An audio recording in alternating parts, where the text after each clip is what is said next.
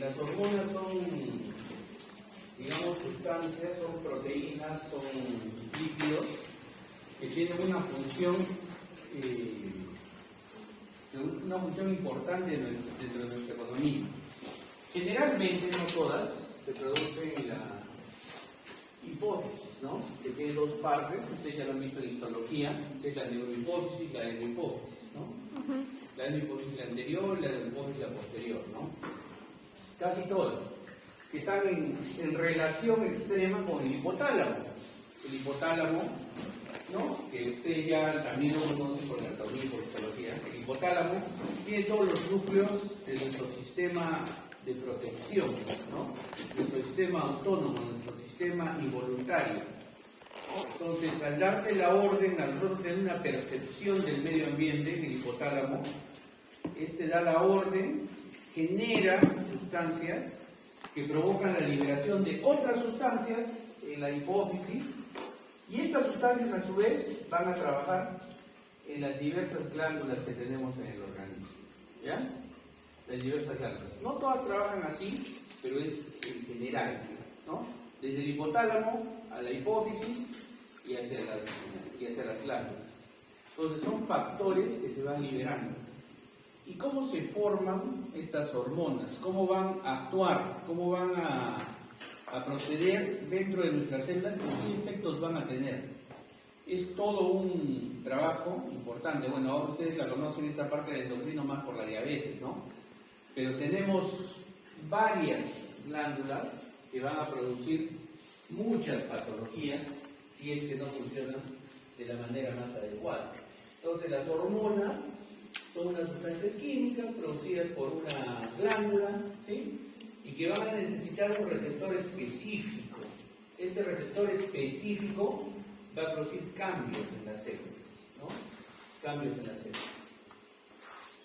Bien, entonces nosotros vamos a tener unos mensajeros químicos que ya hemos ido viendo, los vamos a ir viendo más, porque ya ustedes al terminar esta fisiología 2 van a pasar a hacer farmacología y van a usar estas sustancias y van a pasar a hacer fisiopatología, que es donde estas sustancias no actúan bien, ¿no es cierto? Juntan las dos, fisiopatología y farmacología.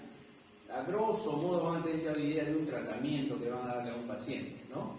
Y después ya van a pasar a semiología, donde van a aplicar todos estos conocimientos en general, ¿no? Todo es una escalera donde les vuelvo a repetir, no pueden quedando huecos abajo, ¿no? No podemos estar subiendo hasta el sexto escalón y volver a querer bajar al primero siempre, ¿no? A veces bajas por una duda, ¿no? Me olvidé la luz prendida, me olvidé de mi vaso de agua, ¿no? Pero no vas a bajar a hacer, me olvidé de preparar la comida, y vas a volver a bajar a hacer toda la comida, ¿no? Y volver a subir. No se puede hacer eso. Entonces, por eso es importante que ustedes vayan subiendo escalón a escalón y que cada escalón les vaya quedando enseñanzas. Lo que nos decía un profesor hace poco, nos decía, tiene que quedar lo básico. No les pido que se quede todo, ¿no? Pero sí lo básico. ¿Qué es lo básico acá en endocrino? Que ustedes sepan qué hormonas, cómo el receptor, cómo trabaja el receptor.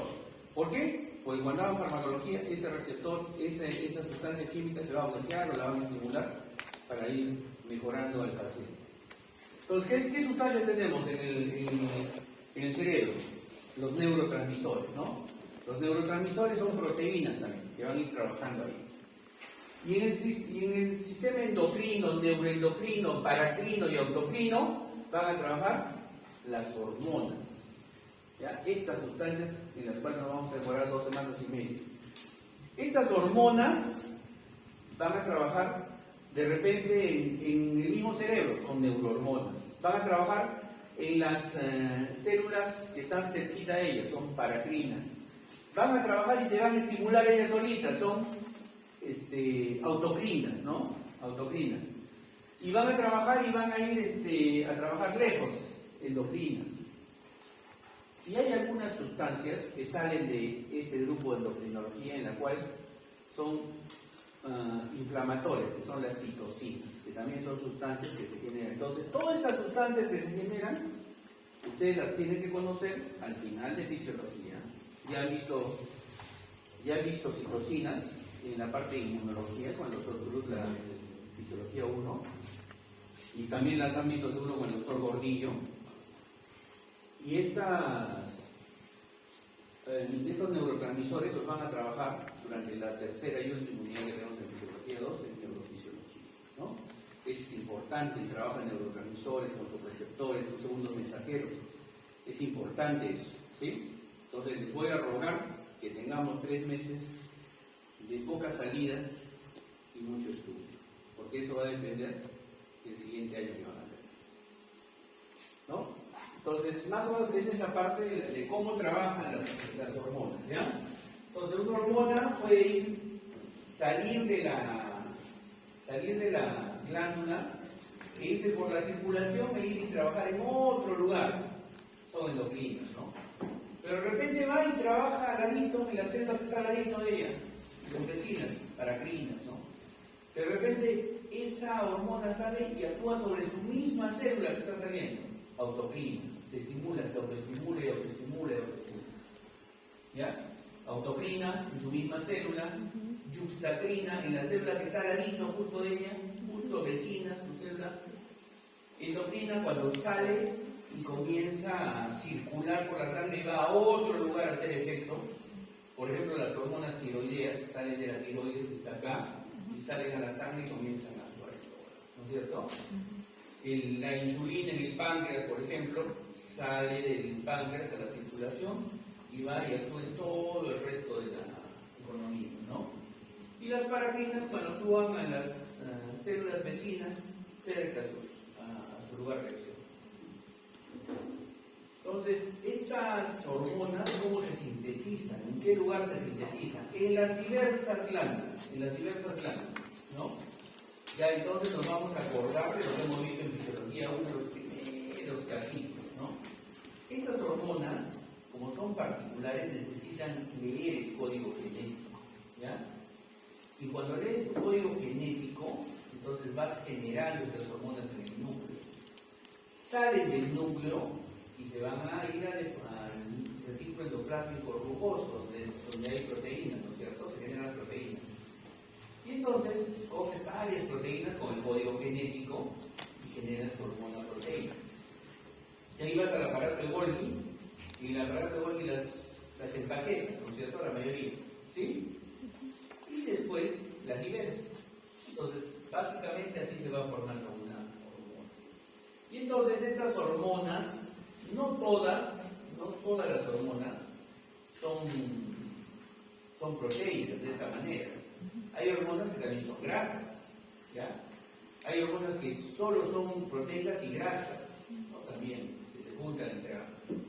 Entonces, estas hormonas pueden ser de 3 tipos, básicamente. Proteínas y péptidos. Las proteínas y péptidos son hormonas, ¿sí?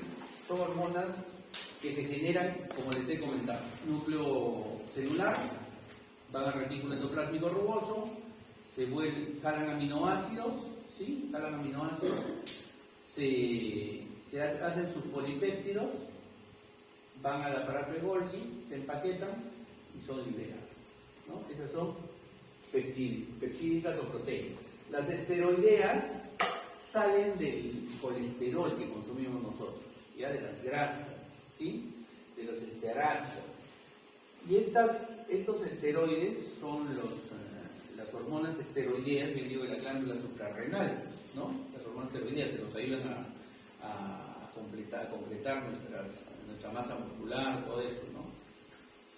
Aquí en la glándula suprarrenal también se generan catecolaminas, que las van a ver, parece, en un caso clínico, ¿ya? Pero esas catecolaminas salen de este grupo de las hormonas suprarrenales. Se genera el cortisol. Y también tenemos tipo esteroideos, los ovarios y los testículos, que van a formar las hormonas sexuales, masculinas y femeninas, ¿ya? Finalmente tenemos un tercer tipo de hormonas, que son los derivados de la tirosina. Estos derivados de la tirosina, si bien es cierto la tirosina viene de un aminoácido tirosina, es proteica, sin embargo se le separa por su conformación y su tipo de acción, ¿ya? Entonces tenemos 3 tipos de hormonas. Cuando vayamos viendo una por una ya las vamos a ir encajando. Entonces tres tipos de hormonas, ¿no es cierto? Las córticos suprarrenales, que son el cortisol y la aldosterona, que hemos visto en el sistema renal, y las hormonas sexuales. Las hormonas peptídicas, proteicas, pueden ser con poquitos aminoácidos o pueden ser con gran cantidad de aminoácidos. Tenemos la tirotroquina, tenemos la hormona del crecimiento, la prolactina. Y las derivadas de la tirosina básicamente son las hormonas tiroideas y las hormonas de las glándulas suprarrenales, noradrenalina y adrenalina.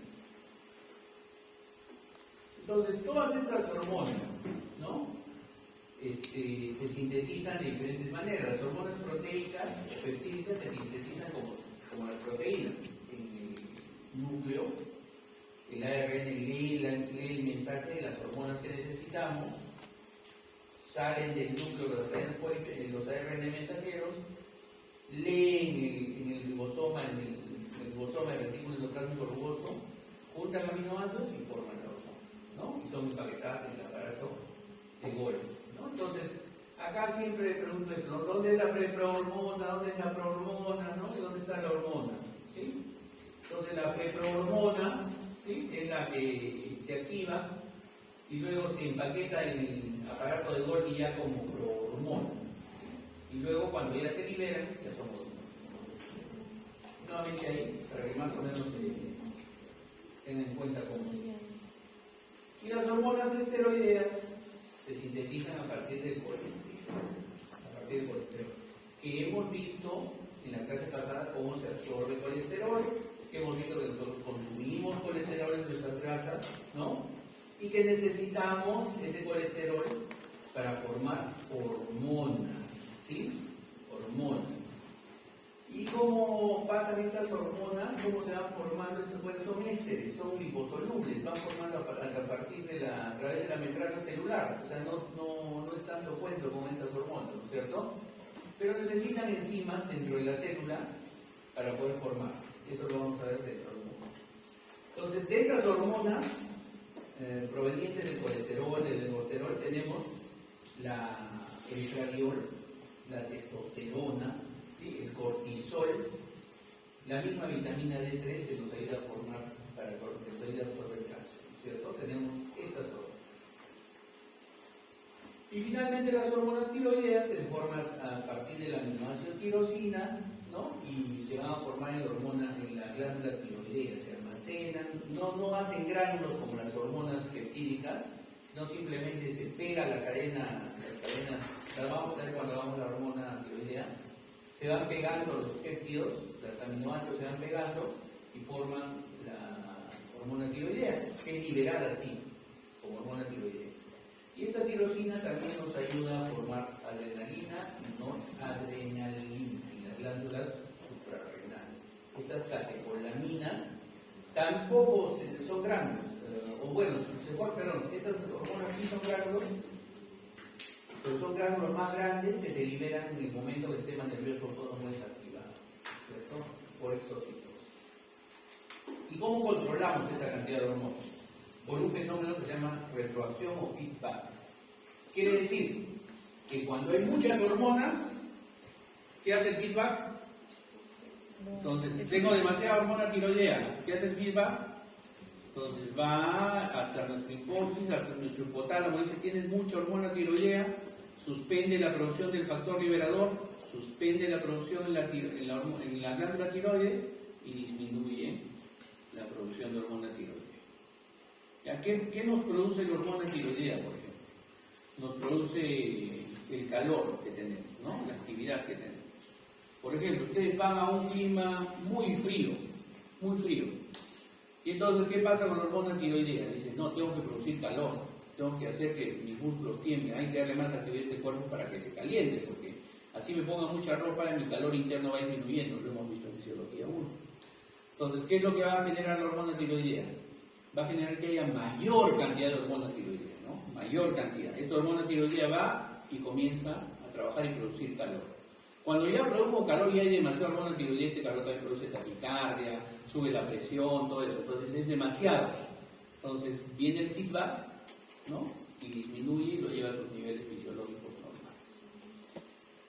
Las patologías de la glándula tiroides, hipertiroidismo, hipotiroidismo, se diagnostican básicamente por su examen sanguíneo midiendo el factor liberador en el hipotálamo, el factor liberador en la hipófisis y la cantidad de hormonas tiroides.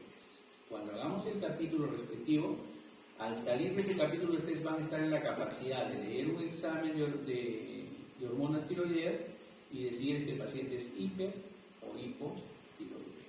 ¿Ya? O es un hipertiroideo que está tratando de compensarse, o un hipotiroideo que está tratando de compensarse.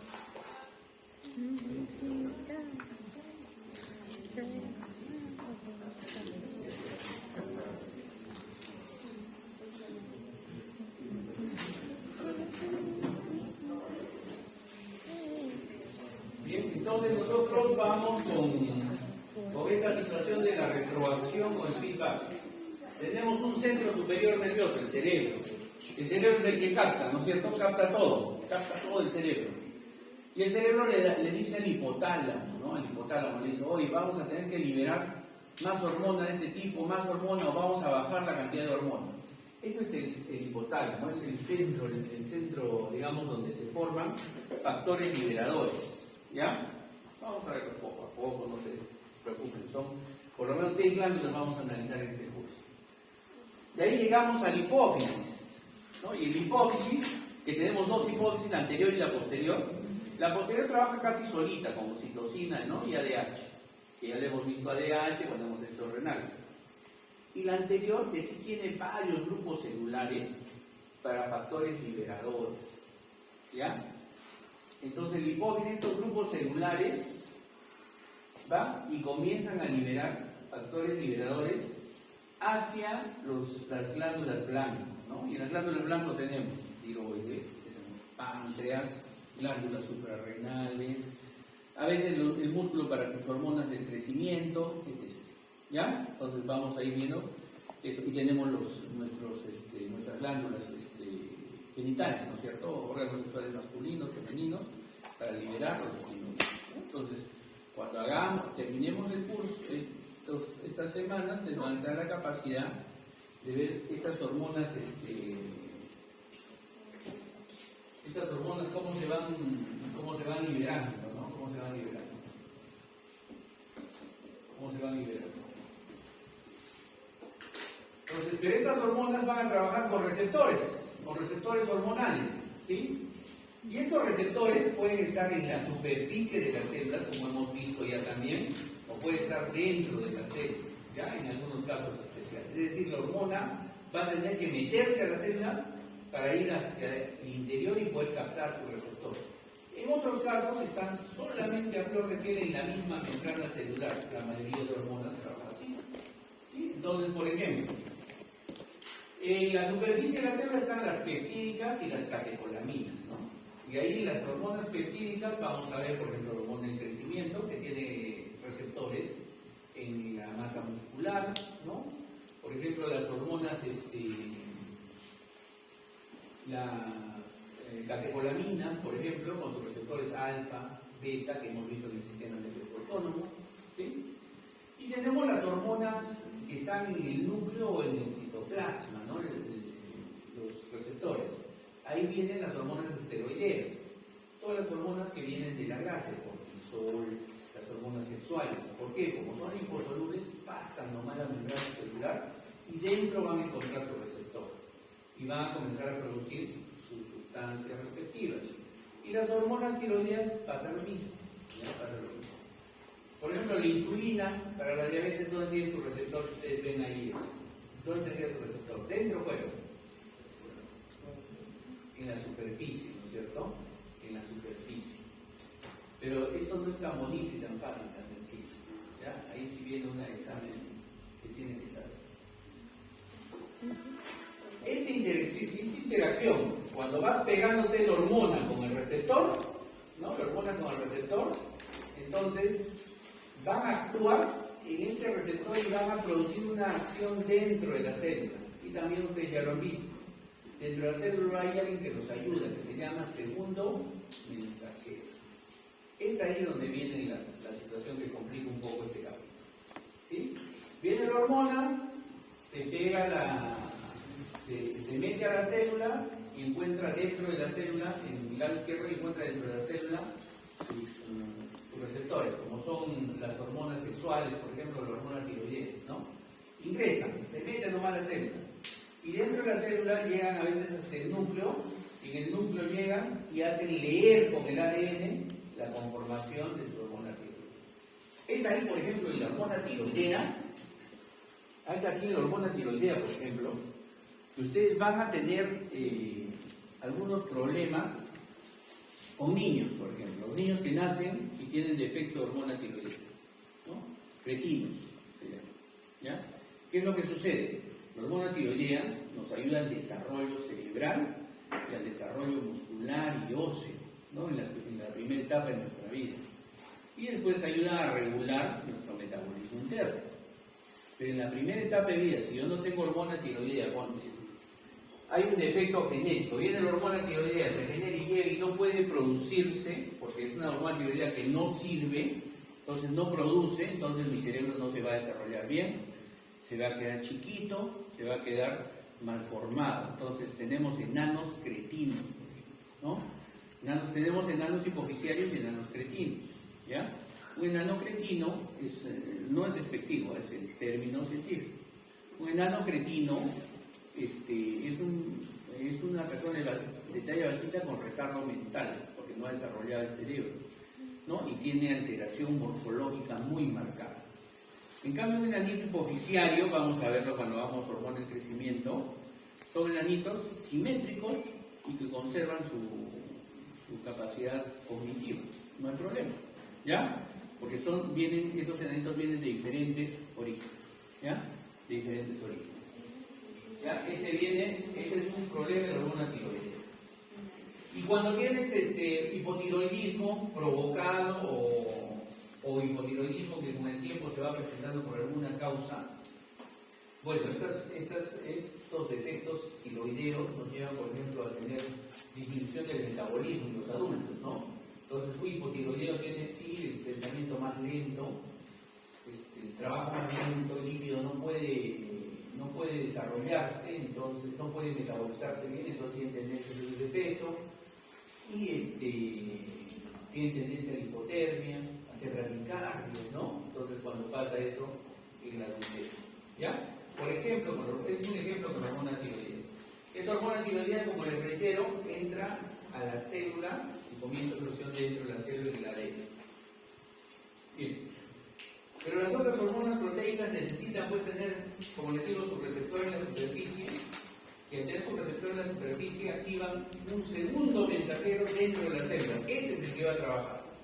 Entonces, para que actúe una hormona tiroidea, una hormona proteica, una hormona peptídica, ¿no? Vamos a necesitar un receptor en la superficie y vamos a necesitar un segundo mensajero. Entonces, muchos de nuestros medicamentos, su blanco no es el receptor, su blanco es el segundo mensajero. Y han habido grandes avances científicos en estos años, justamente en base a que hemos descubierto que los segundos mensajeros son la parte donde tenemos que bloquear o estimular actividades. Vamos, por ejemplo, con esto, ¿no? Entonces, por ejemplo, los segundos mensajeros de las proteínas, por ejemplo, ¿no? Los segundos mensajeros de las proteínas. Ya un viejo conocido por nosotros, la proteína G. La proteína G, ¿sí? ¿Sí se acuerdan de biología 1, no? La proteína G, que tenía sus 3 sitios, ¿no? Y la proteína G se disociaba e iba y formaba otros, era la que hacía la acción. Esta proteína G generalmente podría, por ejemplo, estimular o inhibir la enzima adenil ciclasa, ¿no? La enzima adenil ciclasa. Y esta enzima adenil ciclasa era la que estimulaba nuestro segundo mensajero. El AMP cíclico. El AMP cíclico, que es el segundo mensajero, activa la proteína sinasa A y esta a su vez va a generar varias fosforilaciones dentro de la célula. Va a generar varias fosforilaciones dentro de la célula. Pero ¿quién es el segundo mensajero que inicia todo esto? El AMP cíclico. Es decir, el receptor es proteína G. se disgrega la proteína G, estimula el AMP cíclico, ese es el segundo mensajero, y el AMP cíclico comienza, activa su adenyl-ciclasa y comienza a estimular las fosforilaciones en el resto, en el interior de la célula, ¿ya? Pero el segundo mensajero es el AMP cíclico. Ahí estamos, con la proteína G, que estimula la N-ciclasa, ahí viene el AMP cíclico, y el AMP cíclico comienza a producir la fosforilaciones. ¿Ya? El segundo mensajero entonces es el AMP cíclico. ¿Quiénes usan este complejo adenyl-ciclasa AMP cíclico? Ahí tienen, ese producto de ¿Qué hormonas usan el AMP cíclico como segundo mensajero? ¿Por qué es importante? Porque tenemos que tener medicamentos que bloqueen, que intenten bloquear el AMP cíclico o bloqueen la adenyl-ciclasa principalmente. Si bloqueas la adenyl-ciclasa, entonces bloqueas el AMP cíclico, inhibes la fosforilación, disminuyes el efecto de esa hormona. Entonces, cuando hagan ustedes farmacología, un blanco es la adenyl. Y los fosfolípidos de la membrana celular, bueno, entonces ahí sí tienen que tener fosfolípidos, tienen que activar la fosfolipasa C. Tienen que activar la fosfolipasa C. Y la fosfolipasa C tiene dos segundos mensajeros, el niacilglicerol y el inositol trifosfato. ¿Sí? El inositol trifosfato es el más importante porque moviliza la proteíncinasa, ¿no? Y moviliza el calcio. El calcio, como hemos visto, produce contracciones, ¿no? Musculares. ¿Se acuerdan de eso? ¿Sí? Produce contracciones musculares. Cuando hemos visto contracción muscular, todo ese cuento, y en el organismo produce liberación de calcio. Los vasos sanguíneos tienen, ¿se acuerdan? Los vasos sanguíneos en el sistema nervioso autónomo están así cerraditos, ¿no? ¿Por qué? Porque el calcio que se produce una contracción muscular ahí y va haciendo que los vasos que tengan músculo, pequeñas cantidades de músculo, se cierran. Entonces hay antihipertensivos, son bloqueadores de canales de calcio para poder abrir los vasos y bajar la presión arterial. Acá hay una droga, por ejemplo, una droga que está de moda en el mundo entero, que ha entrado hace como unos 15 años, ¿no? El Viagra, el sildenafil. ¿Cuál es su blanco de acción, el sildenafil? ¿Sí? Fosfato inositol, el IP3, ¿ya? Inositol trifosfato. ¿Qué hace el inositol trifosfato entonces? ¿Qué hacía? Liberaba calcio, ¿no es cierto? Si tú lo bloqueas, ¿qué hace? Deja de haber calcio. Si deja de haber calcio, entonces ¿qué pasa? Se abren los vasos sanguíneos, llega sangre. Ya, esa es la forma en que trabaja el Viagra, ¿no? Entonces llena los cuerpos cavernosos de sangre porque no está contraído, los vasos no están abiertos, se llena de sangre el órgano genital masculino, ¿no? Entonces esa es la forma como trabaja el Viagra, ¿ya? Esa es la forma. Ahora, no solo es para eso el Viagra, ¿no? Por supuesto. Tenemos un niñito que anda así con hipertensión pulmonar, un neonato de menos de una semana que está haciendo hipertensión, que le están dando Viagra, ¿no? Entonces los doctores le están dando sus muestras médicas. Ya no los usan para ellos. ¿Ya? Entonces estamos colaborando con el niño. Todas las muestras médicas de Viagra están dando al chiquito, ¿no? Estamos tratando de salvarle su vida porque una hipertensión pulmonar le puede producir después de una insuficiencia cardíaca y esa criatura tiene muchos problemas después. Ojalá algo vamos a apoyarlo, aunque su futuro todavía sigue siendo sombrío. ¿Ya? Entonces ahí trabaja el Viagra, por ejemplo, ¿no? Entonces, para que vean la utilidad de los segundos mensajeros, ¿no? La utilidad de los segundos mensajeros. ¿Ya? Entonces, ¿y eso qué hace? ¿Quién hace? Las hormonas, las hormonas fosfolipídicas, ¿no es cierto? Que actúan sobre la fosfolipasa C. Entonces, el diacilglicerol, en cambio, no es como el inositol trifosfato, sino el diacilglicerol actúa sobre el ácido araquidónico. El ácido araquidónico trabaja en la membrana celular y produce prostaglandinas que seguro han visto como respuesta inflamatoria, ¿no? Las prostaglandinas. Producen inflamación y producen son neurotransmisores de dolor. Entonces, si yo quiero, por ejemplo, bloquear neurotransmisión de dolor, voy hacia el ácido araquidónico, voy hacia el diacilglicerol y inhibo la formación de prostaglandinas. Entonces, ese es los segundos mensajeros, la importancia de los segundos mensajeros. ¿Ya? Ahí tienen ustedes entonces, viene la hormona, el receptor es proteína G. La proteína G puede alterar la fosfolipasa o puede alterar la adenyl-ciclasa. Actúa sobre el inositol trifosfato, sobre el diacilglicerol y comienza la fosforilación de las diferentes sustancias. El inositol trifosfato libera calcio y produce contracción muscular. El diacilglicerol activa la proteína sinasa, actúa sobre el ácido araquidónico y produce prostaglandinas. Entonces, eso hacen nuestras hormonas que usan receptores de proteína G. Entonces, ya vimos ahorita los que usaban el receptor de proteína G AMP cíclico, ¿no? O adenyl-ciclasa. Ahora vemos los receptores que usan proteína G con fosfolipasa C. Ahí está. Hormonas ya conocidas por ustedes, vasopresina, oxitocina.